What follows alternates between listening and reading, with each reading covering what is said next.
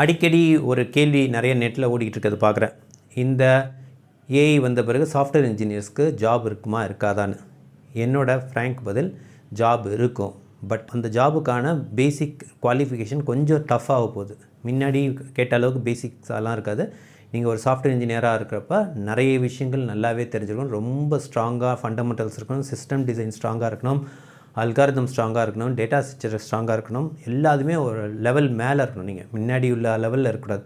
நீங்கள் ஒரு லெவல் மேலே இருக்கணும். ஏன்னா மற்ற வேலையெல்லாம் இந்த ஏஐ கோடிங் அசிஸ்டண்ட்லாம் நல்லாவே பண்ணி தந்து, ஆனால் அதுகிட்ட வேலை வாங்க தெரிகிற அளவுக்கு உங்களுக்கு திறமை இருக்கணும், உங்களுக்கு நாலேஜ் அதிகமாக இருக்கணும். ஸோ உங்களோட ஸ்டாண்டர்ட் இன்னும் அதிகப்படுத்தணும்னு தான் நான் சொல்கிறேன்.